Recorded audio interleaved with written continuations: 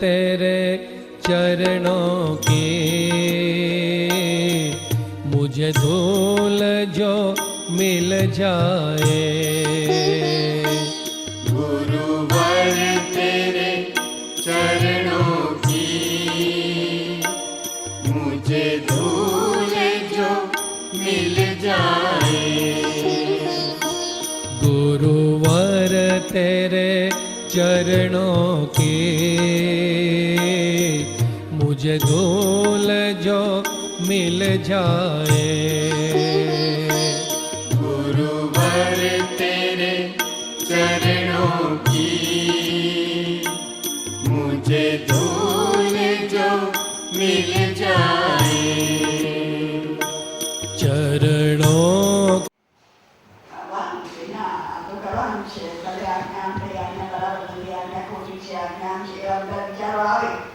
સામાન્ય મુખ્ય અવસ્થામાં બધાને એવું આપતું. તો એવું હોવા છતાં પણ પોતાની બુદ્ધિ પ્રમાણે નહીં, પણ આજ્ઞા પાલનની એમ કરવાથી, એમ વારંવાર કરવાથી જ અભિમાનનો નાશ. આપણે નાનો બાબો હોય 3-4 વર્ષનો, એને એ બહાર જાય પછી એને કંઈ કરવું હોય તો પહેલા કોઈ કે આમ કર, મને મમ્મી પૂછ્યું, આ મને મમ્મી પૂછ્યું, આ ઉમર મમ્મી પૂછ્યું, બધું મારી મમ્મીને પૂછ્યું. હવે મમ્મી કે હવે મને માથું નોખાતા જે કરવું હોય કર, તો એને એવું હોય છે કે મારી મમ્મીને પૂછો. મારી મમ્મીને આ તો હજી તો એક શિષ્ટાચાર છે, એક સારી હેબિટ છે કે બાળક માને પૂછ્યા હોય કે નથી એ એના હિતમાં છે. આ તો પરમાર્થ છે. તો એનાથી શું થાય છે એ આપણે સાયકોલોજીકલી વિચારીએ. આંખ મારી ઉઘડે રાજ્ય પ્રભુ દેખું, ધન્ય મારું જીવન કૃપાએ નિભેલું. તો થાય છે શું ખરેખર આવું કરવામાં? કંઈ પણ કરતા પહેલા સત્પુરુષ સદગુરુ યાદ આવે છે અને એ જ આપણા અહંકારનો નાશ. એનાથી આપણને એવો ખ્યાલ આવે છે કે હું સમર્પિત છું. મારે કંઈ પણ પરમાર્થ વિશે કાર્ય કરવું હોય તો સત્પુરુષને પૂછીને કરવું. તો આજ્ઞા પાલનનો આ અભ્યાસ કરવાથી ભલે એમાં થોડું થિયરિટિકલ લાગે તો પણ એ કરવામાં આપણું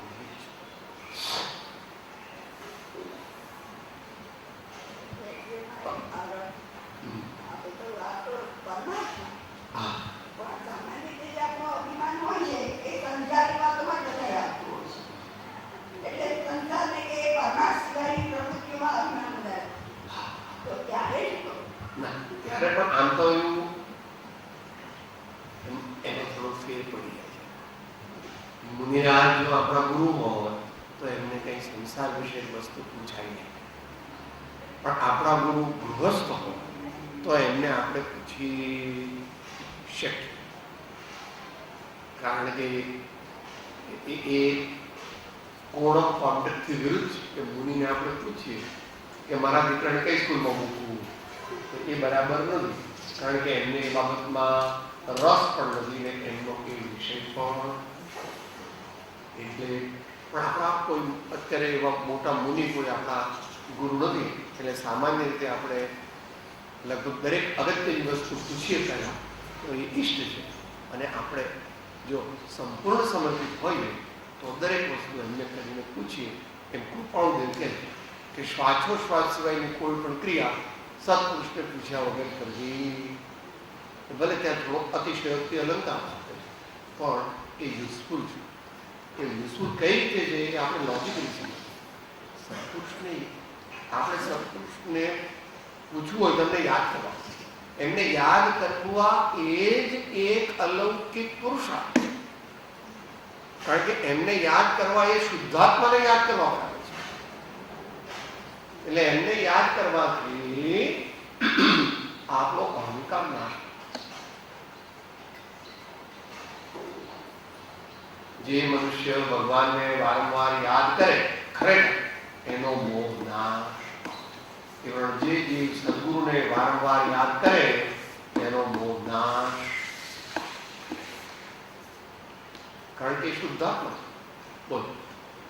આપણે ઘણું વિચારીએ છીએ કે મારે ગુસ્સો કરવો જ નથી, હા. પણ બહારના કે ઘરના સર્કમસ્ટન્સીસ એવા હોય છે તો આપણે 100% નક્કી હોય આત્મવિશ્વાસ કે હું કરીશ જ નહીં, 100% દ્રઢ નિશ્ચય કર્યો હોય, બરાબર. છતાં એવા સર્કમસ્ટન્સીસ લીધે કાબુમાં રાખીએ છતાં ગુસ્સો આવી જાય છે. એનું શું કારણ? આ એ કઈ રીતે આપણે કાબુમાં લેવું? એને એ મોટો વિષય બહુ છે, એ તમે વાંચો, તમને હું આપીશ. એના અનેક ઉપાય છે, પણ એ આપણે ફરીથી સાધક સાપીના પહેલા ચેપ્ટરના પહેલા જ પાના ઉપર નીચે ક્રોધને જીતવાના ઉપાય બધા અત્યારે અભિમાનની વાત ચાલે છે એટલે આપણે એ નથી. બીજું કે એ આખો વિષય એ તમે લેજો. આ અભિમાનનો વિષય ચાલે છે, આપણે સત્પુરુષને યાદ કરીએ એટલે જ આખું આપણું અભિમાન ઓછું થવા માંડે. કારણ કે સત્પુરુષ કોઈ વ્યક્તિ નથી, સત્પુરુષ નિશ્ચય શુદ્ધાત્મા અને આત્મામાં અહંકાર નથી. ભગવાનને આપણે જોઈએ તો ભગવાનને યાદ કરીએ તો ભગવાનને યાદ કરવાનું થોડું સટલ છે. દરેક મનુષ્યને એટલા પૂર્વ સંસ્કાર નથી ભગવાનને સાચા માને, ભગવાન સાથે વાતો કરે અને ભગવાનને પૂછે. જ્યારે સત્પુરુષ તો જીવંત વ્યક્તિ છે એટલે એને માટે સહેલું. તો સદગુરુને એમની આજ્ઞા પાલનમાં એ થાય કે પહેલા એમને યાદ કરવા પડે, હું પૂછી આવું એટલે ત્યાં જઈને પાછા વંદન કરવા પડે. એટલે પાછું આ વારંવાર કપાય અને વારંવાર કપાય તો ધીમે ધીમે આપણો અહંકાર નાશ. એનાથી આગળ જે છે એ પરમાર્થ ઉપાય છે.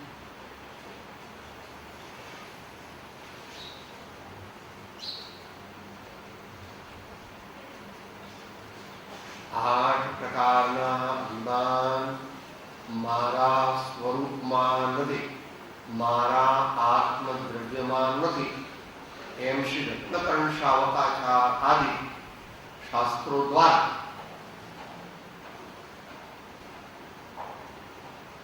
મંત્ર લખીએ, જે મંત્ર વારંવાર બોલો. 8 પ્રકારના અભિમાનથી રહિત એવો હું આત્મા છું. 8 પ્રકારના અભિમાન કયા કયા એ બોલવા. એટલે આપણને જે પ્રકારનું અભિમાન થતું હોય એ પ્રકારનું અભિમાન ઉપશમ પામે.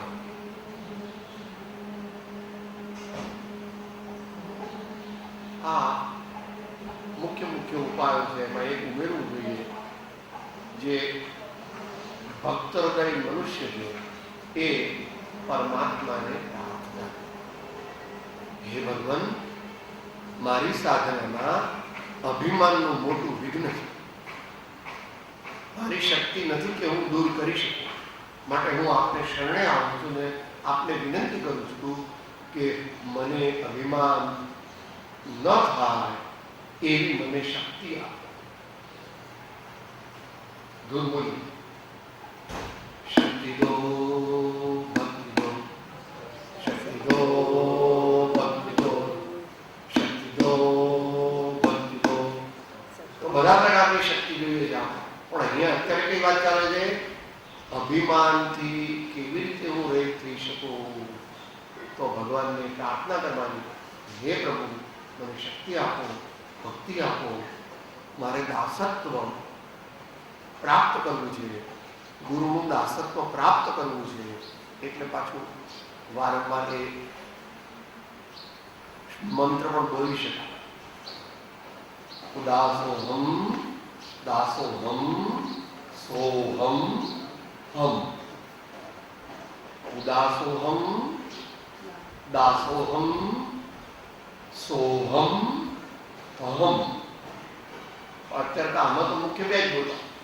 ઉદાસોહમ દાસોહમ, ઉદાસોહમ દાસોહમ, ઉદાસોહમ દાસોહમ, ઉદાસોહમ દાસોહમ, ઉદાસોહમ દાસોહમ.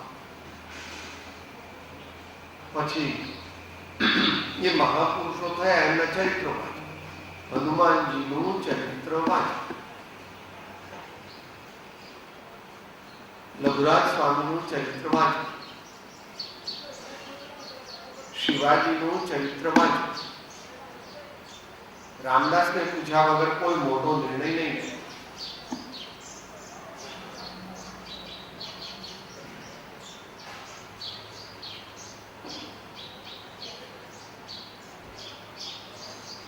પછી તો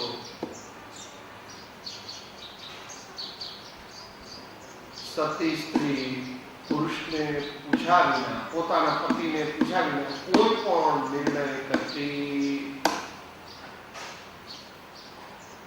સતી સ્ત્રી પોતાના પતિને પૂછ્યા વિના કોઈ પણ અગત્યનો નિર્ણય કરતી. એનો અર્થ શું? ભગવાન મારા પ્રિયતમ છે અને હું ભગવાનની પત્ની. મોટા પુરુષો પણ એવું કરે.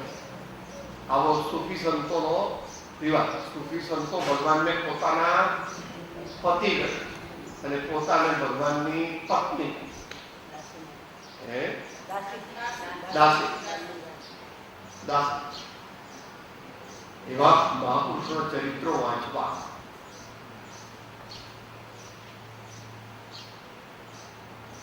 બે વાત લખું.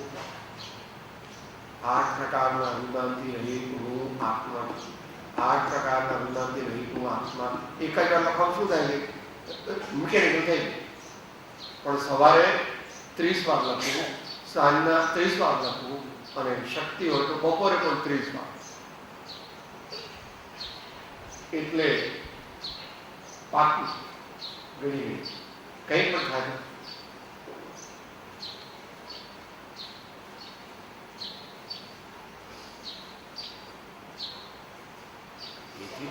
સમય સારા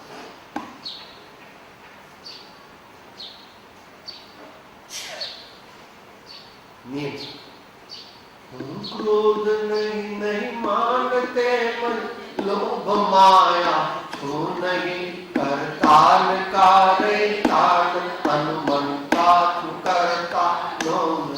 પણ આ જ્ઞાની અને જ્ઞાની ઉપરની દિશામાં મુનિજનો આવું કરી શકે. કારણ કે નિયમ સાર જે છે તે માત્ર ભાવના થોડી કરી શકે. ગૃહસ્થનો પ્રવેશ છે.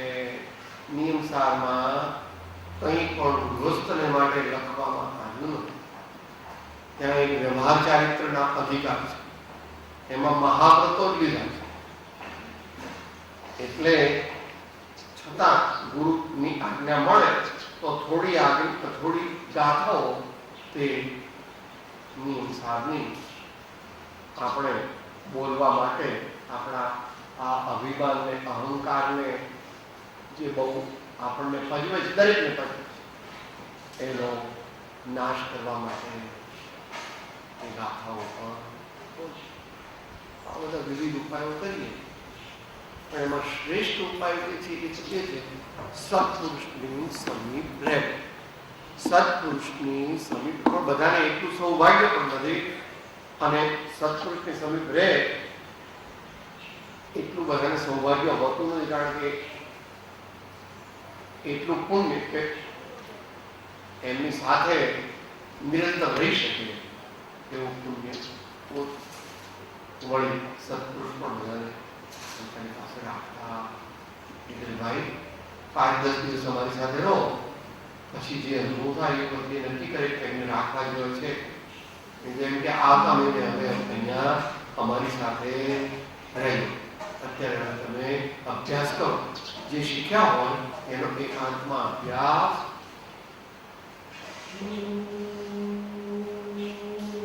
આવા વિવિધ પ્રકારોથી આપણે કરીએ છીએ.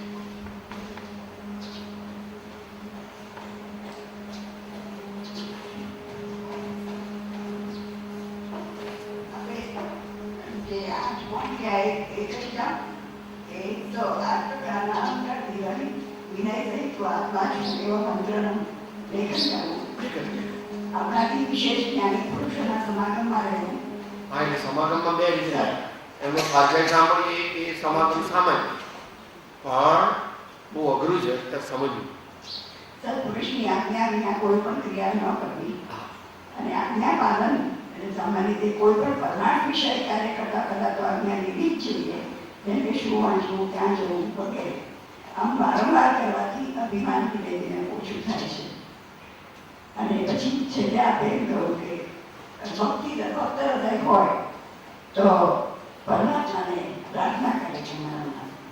અને પછી જ્ઞાનની દ્રષ્ટિએ એવા પુસ્તકો ચારિત્રો વાંચવાના. અને જે સત્પુરુષની સાથે રહેવું ને એટલે એકદમ તો ન થાય. પહેલા 1 વર્ષ 2 વર્ષ તો એને કઈ બહુ એટલી દ્રષ્ટિ ખોલી લો, પણ પછી એ કૃપાળુ દેવી છઠ્ઠો મુદ્દો કીધો છે એ એના જે બે શબ્દો છે તેમની મન વચન કાયાની પ્રત્યેક ચેષ્ટાના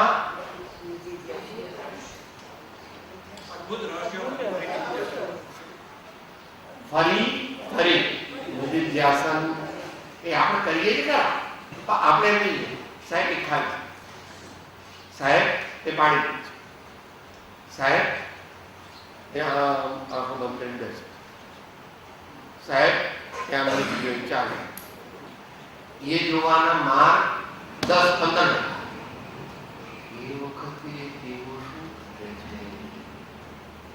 આ દરેક ન કરે, ઉત્તમ હોવું છું દરેક અથવા મધ્યમ હોવું છું નથી. લોકો ખાય છે પણ ખાતા નથી.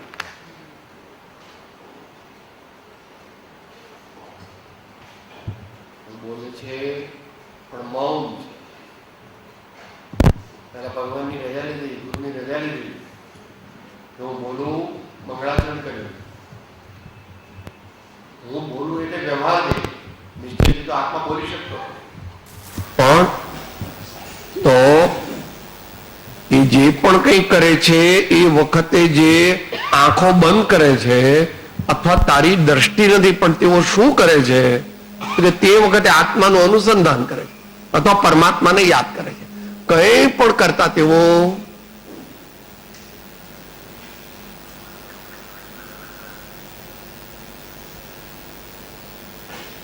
એટલે પેલા બાબલાની વાત કે ભાઈ તું આમ કર કે ઉભો રહો, મારી બાન પૂછ્યો મમ્મી આ કરવાનું, બીજી વાત ઉભો રહો મારી મમ્મીને પૂછ્યો. આવું મુમુક્ષુને કરવાની શરૂઆતમાં જરૂર છે, પછી તો એને ટેવ પડી જાય છે. અમુક વસ્તુની આજ્ઞા કાયમ માટે લઈ લે છે, કારણ કે દરેકમાં ગુરુ પણ એટલા ડિસ્ટર્બ ન થાય. ગુરુને એટલો બધો ટાઈમ હોતો એ પોતાની આત્મસાધનામાં દરેક બાબતમાં પૂછવા જાય તો કહે છે કે ભાઈ હવે તમે માત્ર આ 2 કે 3 જ વસ્તુ પૂછજો, બાકીની કોઈ વસ્તુ મને પૂછવા આવતા. એ પ્રમાણે આવા વિવિધ પ્રકારોથી અભિમાનનો ક્રમશઃ નાશ થઈ શકે. સૌથી જે છે અગત્યનું એ એકાંતમાં પ્રભુને પ્રાર્થના કરવી અને કે હે ભગવાન, હવે મારામાં શું ખૂટે છે કે તમે મને સ્વીકાર કરતા નથી? તમે મારો સ્વીકાર કેમ નથી કરતા? ભગવાન મારો સ્વીકાર કરો, ભગવાન મારો સ્વીકાર કરો. પણ આવું કોણ કરી શકે? જેણે કપટ રહિત થઈ આતમ આપણે સાહેબ ભગવાન ભગવાન તો ગપતા સાહેબ, ભગવાન બહુ આવું બધું તમારે જેવાને ગાંડા માટે હું તો થાય કે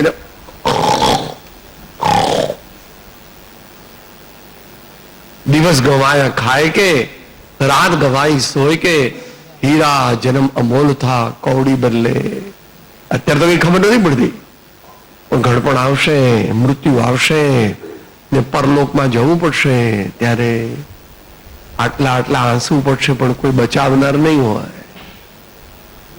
આટલા આટલા આંસુ પડશે પણ બચાવનાર કોઈ નહીં. હવે તે કરમ બાંધ્યું, ભોગવું ભાઈ, અમે કઈ કરી શકીએ નહીં. હવે જે કર્મ ઉદયમાં આવી ગયું એ કર્મમાં ઇન્દ્રજીને નરેન્દ્રને પણ ભોગવવું પડે.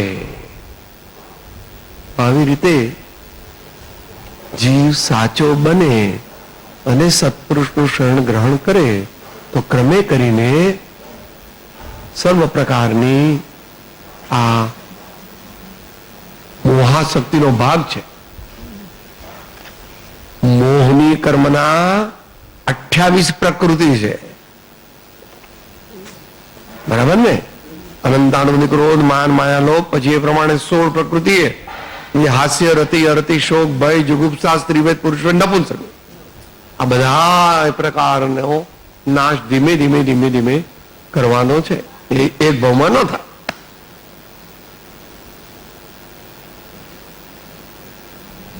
પાક્કા સંસ્કાર લઈ લઈએ તો આગલા ભાવમાં પણ સાથે ઉપલક સંસ્કાર હોય તો ઘડપણમાં અને મૃત્યુની વેદના વખતે ઇવેપરેટ થઈ જાય. એટલે ભાઈ સ્વર્ગમાં કે ક્યાંય જાય પણ પાછો ત્યાંના સુખમાં લટટુક નવા કર્મો બાંધે. પણ એ મુમુક્ષુ છે તે સ્વર્ગમાં જાય તો પણ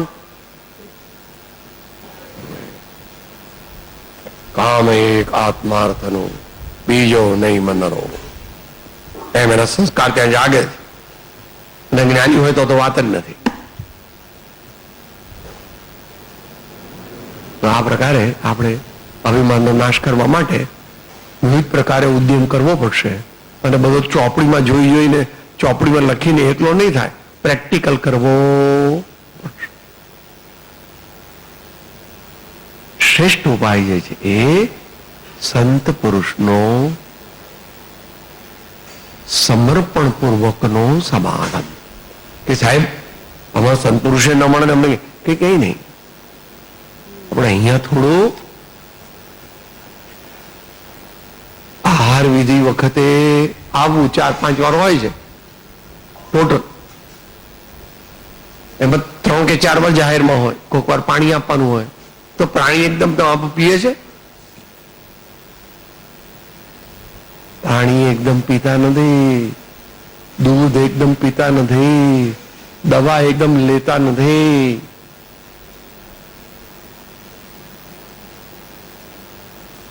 એમ આત્માની દ્રષ્ટિ આપણે પણ કરતા શીખવું જોઈએ. એકદમ આત્માની દ્રષ્ટિ ન થાય. પારસનાથ ભગવાન કી જય. આપણે નાની દીકરીઓને વ્રત આપો છો ને, પેલી ગૌરવમાં કઈ પણ મોઢામાં નાખે તો ભગવાનનું નામ લેવાનું, કઈ પણ મોઢામાં નાખે તો ભગવાનનું નામ લેવાનું. એ સંસ્કાર છે. ભલે એને કઈ ખબર નથી પડતી, સંસ્કાર છે, સંસ્કાર છે. એ મોટી થાય ત્યારે એને ખબર પડે કે ઓ કઈ પણ આપણે કરીએ ને ત્યાં ભગવાનનું નામ લઈને કરવું. જય શ્રી કૃષ્ણ, જય બદ્રીનાથ, મહાવીર ભગવાન કી જય, સદગુરુદેવ કી જય. ખાવાનું હોય, પીવાનું હોય, કઈ પણ હોય, તો આવા સંસ્કાર પાડવાની જરૂર છે. મુમુક્ષુ એ તો આ સંસ્કાર પોતાના જીવનમાં ઉતારવાના. આ પ્રમાણે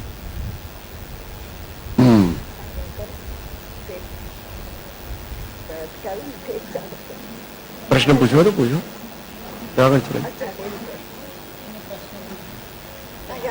ને બધું દૂર કરવા માટે એ આપણે હમણાં ચર્ચા કરીને એ માટે ભક્તિ માર્ગ સૌથી સરળ અને શ્રેષ્ઠ છે એ પણ આપણે સમજ્યા. પણ એની સાથે સાથે પહેલા સમજણ તો આવી જોઈએ. એટલે થોડું જ્ઞાન માર્ગ કે ભાઈ એ મદદ કરે કે નહીં, નિમિત્ત નૈમિતિક છે, હું કરતા નથી, આ કર્મના ઉદય છે. એટલે જો થોડુંક પણ જ્ઞાન ન હોય, પહેલા સમજણ ન આવે તો ભક્તિ ઉત્પન્ન થવી પણ મુશ્કેલ નથી. બરાબર. આમાં આપણે સંપ્રદાયની વાત લેવાની. જ્યારે દીક્ષા લે છે ત્યારે કઈ પણ એને ખબર નથી હોતી, પહેલા દીક્ષા લઈ લે છે તો પહેલા 1 કે 2 વર્ષ સુધી એને શાસ્ત્રો બાસ્ત્રો શીખવાડતા નથી, દૂર બેસે પાછળ. એમ તો આખો વખત મોટાના ગુરુઓના કપડા ધોવાના, એમને માટે પેલી વસ્તુઓ લઈ આવવાની, એમને ભિક્ષા પણ લઈ આવવાની, એમના પગ દાબવાના, એવું આખો દિવસ ચાલ્યા કરે. પણ સ્વસ્થ સ્વાધ્યાય ચાલતો હોય ત્યારે પાછળ બેસીને સાંભળે, ખબર પડે કે ન પડે. શરૂઆત જ્યારે 2 વર્ષ 3 વર્ષ થાય ત્યાર પછી એને આગળ લઈ લેવામાં આવે છે, બીજા જુનિયર્સ આવી જાય ત્યાં સુધીમાં, અને એને સમજાવવામાં. આત્મજ્ઞાનની પ્રાપ્તિનો શ્રેષ્ઠ ઉપાય તો દીક્ષા જ છે. ત્યારે દેશકાળની વિપરીતતા છે. દીક્ષાનો અર્થ મુનિપણું એવું ન સમજો. દીક્ષાનો અર્થ છે સમર્પણ ભાવ. આપણે આપણું આખો દિવસ ધંધો વેપાર નોકરી કુટુંબ કરીએ કે આત્મા પ્રાપ્ત કરવો છે તો કે એવી રીતે ન થઈ શકે. લોક પ્રતિબંધ ટાળવો જોઈએ અને સ્વજન પ્રતિબંધ પણ ટાળવો જોઈએ અને દેહાદી પ્રતિબંધ પણ ઘટાડવો જોઈએ. તો આવું બધું કરે તો એટલા માટે પહેલા કીધું કે સામાન્ય તૈયારી કરે પછી એને નવ તત્વનું જ્ઞાન આપે છે. પહેલા બધા ચરિત્રોને એવું બધું વંચાવે, પછી નવ તત્વનું જ્ઞાન. એ નવ તત્વનું પછી એનું ક્લાસિફિકેશન હે જ્ઞેય ને ઉપાદેય એમ બધું સમજાવે છે. એનાથી આગળ જાય ત્યારે એને સ્વ પર વિવેક કરાવે છે. દરેકને સ્વ પર વિવેક કરી જ ન શકે. જગતના જીવોમાં એવી લાયકાત નથી. તો બંને અભ્યાસ વૈરાગ, વૈરાગ અભ્યાસ, અભ્યાસ વૈરાગ, વૈરાગ અભ્યાસ માટે નવ તત્વો જાણવા જોઈએ. હે જ્ઞેય અને ઉપાદેય એ અનુસાર જે હે છે એને છોડવું જોઈએ, જે જ્ઞેય છે એમાં ઉદાસીન થવું જોઈએ અને જે ઉપાદેય છે એ નથી ગમતું તો પણ એમાં પ્રવર્તવું જોઈએ. એમ કીધું કે આજે આ કરવાનું નથી તો નહીં કરવાનું. પછી બીજે દિવસ પૂછવાનું સાહેબ એ કેમ કરવાની ના કીધી હતી તમે?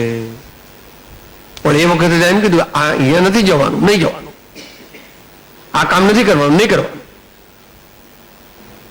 આવી આજ્ઞાંકિત દશા જ્યારે આવે ત્યારે વિનય ગુણ પ્રગટે અને વિનય ગુણ પ્રગટે તો એ આમાં આગળ એમ કે છે 254માં ભાઈ કે પહેલું અને ત્રીજું કારણ જવા માટે બીજા કારણની ન્યૂનતા કરો.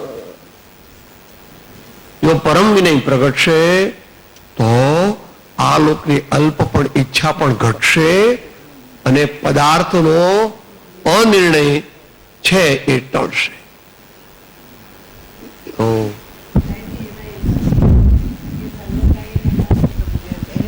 જી જી પરમેશ્વર બુદ્ધિ કરવાથી હા સર્વ પ્રાણીમાં દાસત્વ આવે છે. દાસત્વ જોવાની બુદ્ધિ આવે તો એ લોજિક કેવી રીતે બેસે? ગુરુમાં તો પરમેશ્વર બુદ્ધિ અને દાસત્વ પણ થાય પણ સર્વ પ્રાણીમાં દાસત્વ પણ કેવી રીતે આવે? એમાં અપેક્ષા એ સમજવાનું છે સૂક્ષ્મ અહિંસા પાળવી હોય તો સર્વજીવમાં દાસત્વ બુદ્ધિ કરવી. દાસત્વ બુદ્ધિ એટલે આત્મત્વ બુદ્ધિ, પછી દાસત્વ બુદ્ધિ પણ કરો. શું કરુણા કોમળતાદિ ગુણ પ્રથમ ભૂમિકા ધા. મૈત્રી ભાવ, કરુણા ભાવ, ગુણ પ્રમોદ ને માધ્યસ્થ ભાવ જેને ન હોય એને આત્મજ્ઞાન પ્રગટે. એ તો બરાબર પણ એમાં એમ પાછું પેલું પોઈન્ટ એવું આવે ને કે સત્પુરુષમાં પરમેશ્વર બુદ્ધિ કરવાથી આવે છે. હા તો એ કેવી રીતે? સત્પુરુષમાં પરમેશ્વર બુદ્ધિ આવે એટલે એ તો ધાકડ જ્ઞાની ના માને ત્યારે સત્પુરુષમાં પરમેશ્વર બુદ્ધિ આવી કહેવાય. હાજી એ એમ કે તું ગધેડો છો તો એમ કે હા સાહેબ હું ગધેડો છું. અને અત્યારે તો છૂટું જે પાસે હોય તે મેં કે મને ગધેડો કહો છો? હું આવો મોટો કલેક્ટર, કમિશનર, આવો મોટો મેનેજર.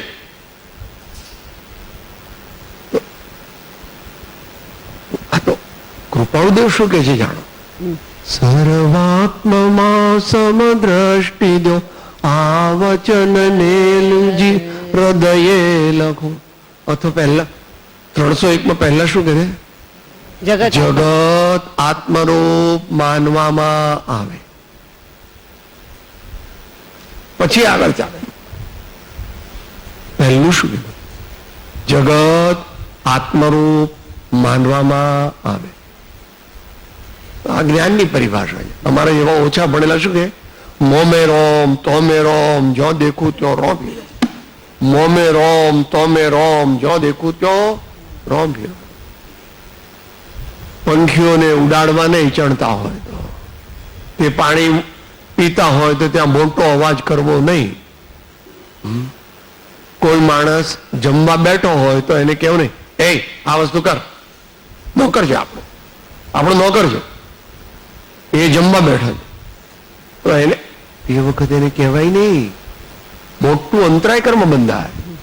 એ જમવા બેઠો છે, તમારો વ્યવહારિક હક છે કે કેમ સાહેબ 24 કલાકનો પગાર આપીએ છે, ગમે ત્યારે એને કહીએ. આ કઈ દુનિયાનો રસ્તો નથી. નોકર આત્મા છે. એ જયારે ખાતો હોય ને એને ઉઠાડીએ, એ આ કરી આવ પછી ખાજે, એવું ન કહેવાય. આવું બધું અલૌકિક છે પ્રભુ. ધર્મ ચોપડીઓ વાંચવાથી પ્રાપ્ત થતો, સત્પુરુષના સમાગમ વિના, સદગુરુને સમર્પણ થયા વિના અને એવા સદગુણોને અંદરમાં કેળવ્યા વિના ધર્મ પ્રાપ્ત થતો. આ તો કૃપાળુના માધ્યમથી તમને કહું છું કે જગત આત્મરૂપ માનવામાં આવે, સર્વાત્મામાં સમદ્રષ્ટિ જો એ સ્વીકારવામાં આવે ને એનો પ્રયોગ કરવામાં આવે. હું ધીમે ધીમે પેલા વ્યવહાર ધર્મ થાય પછી પરમાર્થ ધર્મ થાય. નિયમ છે. પહેલા દીક્ષા અને પછી શિક્ષા. શિક્ષા એટલે ભણાવવાનું બધું, પછી પહેલા દીક્ષા લો સામાન્ય પડે, પણ પછી બીજો રસ્તો પણ છે. પેલા થોડું ઘણું શિક્ષણ આપે એટલે અભ્યાસી વૈરાગી એમની સાથે રહે તો દીક્ષા ન મળે હમણાં. ત્યારે બરાબર પરિપક્વ થાય ત્યારે દીક્ષા. પણ ત્યાં સુધીમાં નાના નાના વ્રતો તો આપે, નાના નાના નિયમ તો આપે. એ પ્રમાણે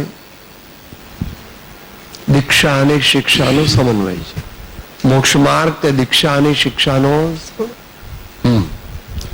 સાહેબજી, અહીંયા જે દાસત્વ ભાવ કહે છે કે સર્વ પ્રાણી પ્રત્યે દાસત્વ ભાવ, જેવું પરમેશ્વર આપણે કહ્યું એ પ્રમાણે પરમેશ્વર પ્રત્યે તો આવે, કારણ કે આપણે એને એટલા મહાન એના ચરિત્રો એના ગુણો એ બધું જોઈએ, પણ બીજા પ્રાણીઓ પ્રત્યે આપણે સમતા ભાવ લાવી શકીએ તો એ જ દાસત્વ કહેવાય કે બેમાં ફેર? દાસત્વમાં તો ટોટલ ડેડિકેશન આવવું જોઈએ. એક જ બંને સમતા. એમ કુનકુન સ્વામી કહે છે, કુનકુન સ્વામી એમ કહે છે, સૌભૂતમાં સમતા મને કો સાથ વેર મને નહીં. પછી એ તો મોટા પુરુષ છે.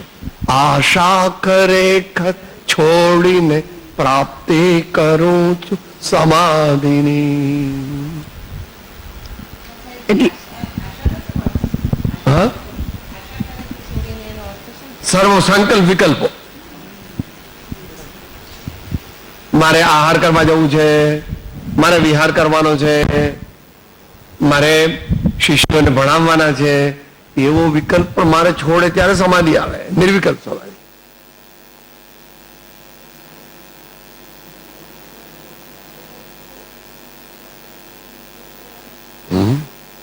વિષયાશાવશાતી તો નિરારંભો પરિગ્રહ જ્ઞાન ધ્યાન તપો રક્ત તપસ્વી સ પ્રશસ્યતે.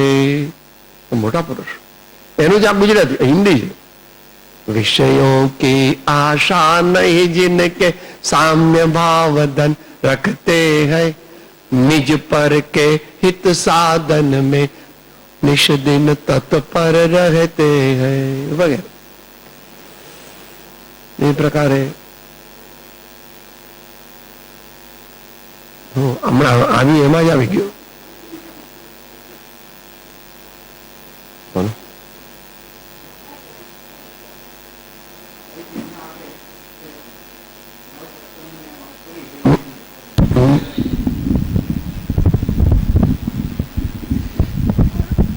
આપે હમણાં જે નવતત્વની સમજાવવાની કે પછી હૈગ્ય સમજવાની વાત કરી, તો અત્યારે મુમુક્ષુ જીવ થોડો ઘણો તો એનાથી પરિચિત થતો જાય છે, એક શું જ્ઞેય શું ઉપાદેય શું, તો બી એવી કઈ ભૂલ રહી જાય છે સાહેબ કે જેથી આ નવતત્વ સમજવાની પરિપક્વતા નથી આવતી? કંઈક ને કંઈક એવી ભૂલો થતી હશે જે, તો નવતત્વ બે જાતની ભૂલો થાય.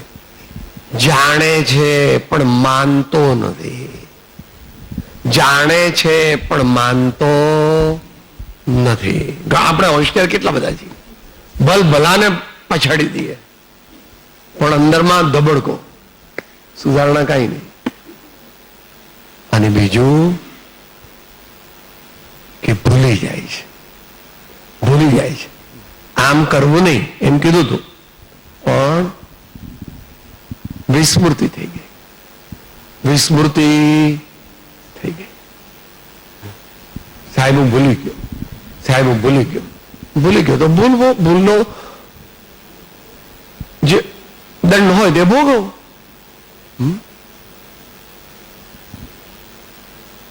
તો ધીમે ધીમે થાય. પ્રભુ અહીંયા જે વાત ચાલે છે એ ઊંચા મુમુક્ષુની વાત ચાલે છે. 254 કોઈ સામાન્ય માણસો નથી કીધું, ના કીધી છે. આવા પત્ર બીજાને વંચાવતા નહીં. અંબાલાલભાઈ, ત્રિભુવનભાઈ એવા મુમુક્ષુઓને 254 અંદરમાં કીધું પણ છે. અને થોડું આગળ બધું કીધું ને, ઇન્સ્ટ્રક્શન્સ બે જગ્યાએ આપી. તો સંસ્કાર સંસ્કાર સંસ્કાર માટે પહેલું ચરણ છે વૈરાગ્ય લાવો, વૈરાગ્ય લાવો, વૈરાગ્ય લાવો.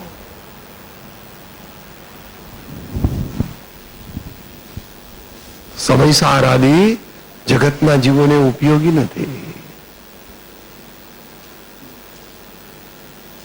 એમ જયસેન આચાર્યની ટીકામાં કહ્યું છે. એમને તો થોડી બહુ જ કહી દીધું છે. એમને તમે જે મુખ્યપણે મુનિઓને જ કીધું છે એમ કીધું છે. 203 ગાથાની ટીકામાં જયસેન આચાર્ય ભગવાને. અધ્યાત્મ શાસ્ત્રો અહીંયા પણ વચનામૃતમાં પણ આવે છે. અધ્યાત્મ શાસ્ત્રો અનધિકૃત મનુષ્યોને ના હાથમાં આવવાથી તેને વિનાશનું કારણ થાય. નવ તત્વ છે ને પહેલા શીખવાડવામાં નથી આવતા. પહેલા શું શીખવાડવામાં આવે છે? કથાનું યોગ. 24 તીર્થંકરના ચરિત્રો વાંચો, 63 શલાકા પુરુષ વાંચો, સંતોના ચરિત્ર વાંચો, મહાપુરુષોના ચરિત્ર વાંચો. એ બધું થાય પછી કંઈક યોગ્યતા આવે ત્યાર પછી નિયમ વ્રત આપે. સપ્ત વ્યસનનો ત્યાગ કરો, સપ્ત વ્યસનનો ત્યાગ કરો. સ્થૂળપણે રાત્રિ ભોજનનો ત્યાગ કરો. આગળ રાખવાના કે મહિનામાં 25 દિવસ અથવા હું બીજું ગ્રહણ કરીશ પણ આહાર નહીં લઉં, અનાજ નહીં લઉં વગેરે જે પ્રકાર.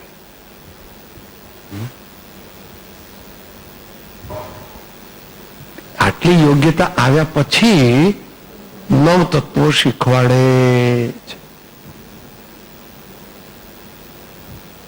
શીખવાડે છે એટલે પછી પ્રયોગથી શીખવાડે. આ કીડી તે સચિત જીવ કહેવાય. આ કીડી તે જીવ છે, આ કીડી તે જીવ છે. પણ એમાં બે વસ્તુ છે, કીડીનું શરીર અને કીડીનો આત્મા. એમાં કીડીનો આત્મા તે ખરેખર કીડી છે અને કીડીનું શરીર તે એના નામ કર્મનો ઉદય છે. એમ ધીમે ધીમે સૂક્ષ્મ તત્વો સમજાવવામાં આવે.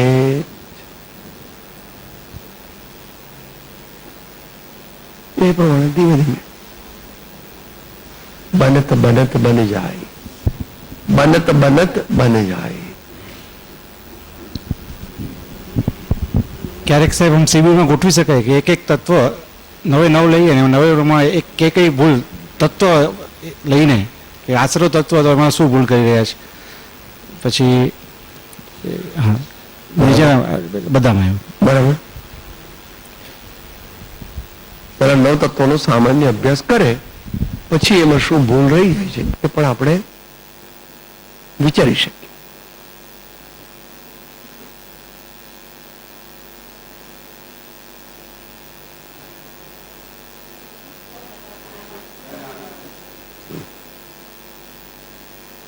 આપણે એકાદ વાર લીધું છે, પાછા ફરીથી લઈએ. આ તો બધું એવું છે. ફરી ફરી ચિત્તે તેજ ચહે, ફરી ફરી ચિત્તે તેજ ચહે, ત્યારે સંસ્કાર પડશે. અત્યારે ભગવાન નથી ગમતા, સદગુરુ પણ નથી ગમતા, વાંચવાનું નથી ગમતું. એવું બધું ગમે છે, વિકથા દુનિયાની વસ્તુ બધી ગમે છે. ભગવાન, સદગુરુ અને એમની વાણી ગમતી પ્રમાણમાં. અહીંયા આવેલાની વાત નથી, પણ જનરલ અહીંયા આવેલો હોય પણ તે સરકમસ્ટન્શિયલી આવ્યો હોય તો નહીં. સાહેબ આ તો કઈ કામ નહોતું ને એટલે જરા થોડી વાર આવી ગયું તો નહીં. હા બરાબર છે.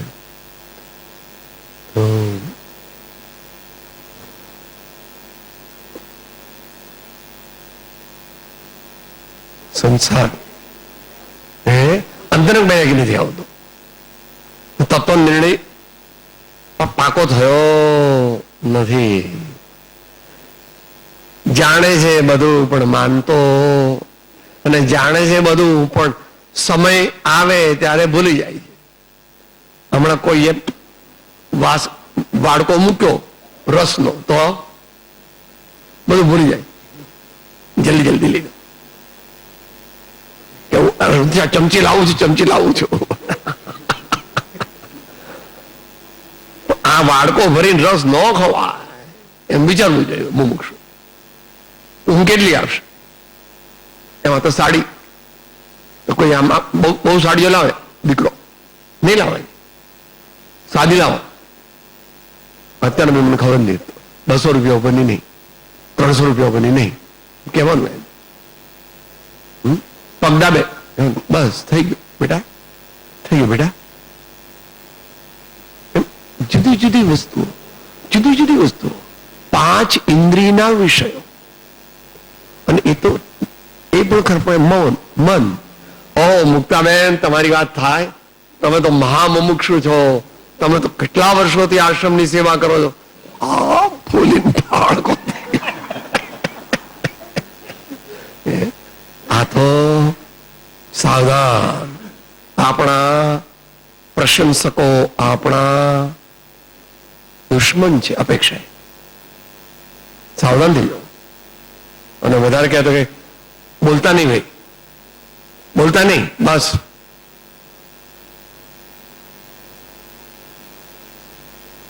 ધર્મ કઈ ચોપડીઓ વાંચવાથી મળતો નથી, અથવા સાંભળી જવાથી પણ મળતો. ધર્મ પ્રયોગ રૂપ છે, ધર્મ પ્રયોગ રૂપ છે. ક્ષણે ક્ષણે પ્રયોગ છે, ક્ષણે ક્ષણે પ્રયોગ છે. કોક દિવસ એક જ પંખો ચલાવવાનો, આ બધા પંખા ચલાવે, 2 જ પંખા ચલાવવા, એક ભાઈઓ બાજુ, એક બહેનો બાજુ, સહેજ ફાસ્ટ ચલાવવાનું બસ.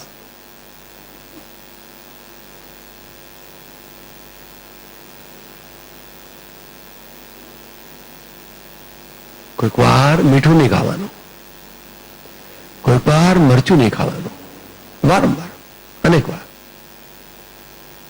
કોઈક વાર દરરોજ 5 રોટલી ખાઈ ને 3 રોટલી ખાઈ. શું થયું? ઈચ્છા નિરોધ તપ. મન શું કહે છે? બીજી 6 મારે ખાવી છે. આજ તો રસ છે, 2 વાડકા રસ ને 6 રોટલી. ભગવાન શું કહે છે? ઈચ્છા નિરોધ તપ. આ તો ખાવાની બાબતમાં દરેક બાબત બધા પ્રયોગો ઘણા બધા કરીશું. અંતમાં બોલીએ કષાયની ઉપશાંતતા માત્ર મોક્ષ અબેલા ભાવે ખેદ પ્રાણી દયા ત્યાં આત્માર્થ. અને એની ઇમ્પોર્ટન્સ કેટલી? દશાન એવી જ્યાં સુધી જીવ લહે. જીવ એટલે હું. મોક્ષ માર્ગ પામે નહીં માટે ન અંતર. સદગુરુ પરમ કૃપાળુ લોકા સમ સંતન કે આનંદ.